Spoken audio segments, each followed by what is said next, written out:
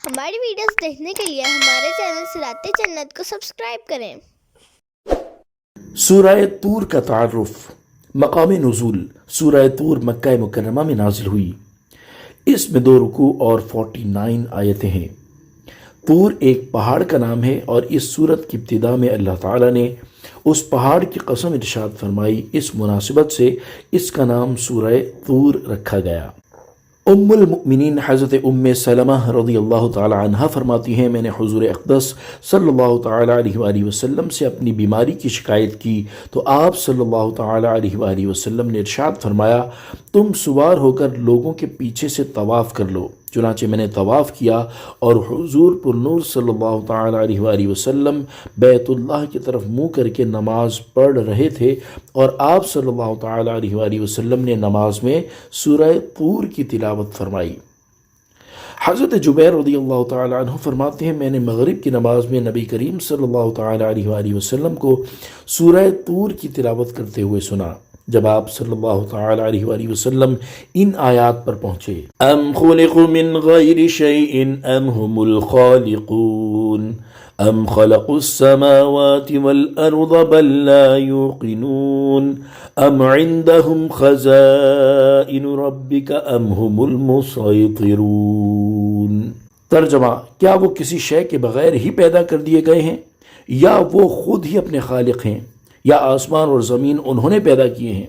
بلکہ وہ یقین نہیں کرتے، یا ان کے پاس تمہارے رب کے خزانے ہیں، یا وہ بڑے حاکم ہیں۔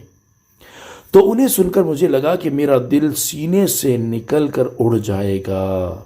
سورہ طور کے مضامین۔ اس سورت کا مرکزی مضمون یہ ہے کہ اس میں نبی کریم صلی اللہ تعالی علیہ وآلہ وسلم پر کفار کے اعتراضات کے بڑے پرجلال انداز میں جواب دیے گئے ہیں۔ نیز اس سورت میں یہ مضامین بیان کیے گئے ہیں۔ نمبر 1، اس سورت کی ابتدا میں اللہ تعالیٰ نے 5 چیزوں کی قسم ذکر کر کے ارشاد فرمایا کہ کفار کو جس عذاب کی وعید سنائی گئی ہے وہ قیامت کے دن ان پر ضرور واقع ہوگا۔ نمبر 2، آخرت کی ہولناکیوں اور شدتوں کا ذکر کیا گیا اور قیامت کے دن کفار کے برے انجام اور پرہیزگاروں کو ملنے والی نعمتوں اور ان کی طرف سے اللہ تعالیٰ کے احسانات کو یاد کرنے کا بیان فرمایا گیا۔ نمبر 3، اللہ تعالیٰ نے اپنے حبیب صلی اللہ تعالی علیہ وآلہ وسلم کو رسالت کی تبلیغ جاری رکھنے اور کفار کو اللہ تعالیٰ کے عذاب سے ڈراتے رہنے کا حکم دیا، اور جس طرح اللہ تعالیٰ نے اپنی معبودیت اور وحدانیت پر قطعی دلیل قائم فرمائی، اسی طرح اپنے حبیب صلی اللہ تعالی علیہ وآلہ وسلم کی رسالت اور صداقت کو قطعی دلیلوں سے ثابت فرمایا۔ نمبر 4، اس صورت کے آخر میں اللہ تعالیٰ نے اپنے حبیب صلی اللہ تعالی علیہ وآلہ وسلم کو تسلی دی اور کفار کی اذیتوں پر صبر کرنے اور انہیں ان کے حال پر چھوڑ دینے اور تمام اوقات میں اپنے رب تعالیٰ کا شکر ادا کرتے رہنے کا حکم ارشاد فرمایا۔ صلو علی الحبیب صلی اللہ تعالی علی محمد صلی اللہ تعالی علیہ وآلہ وسلم۔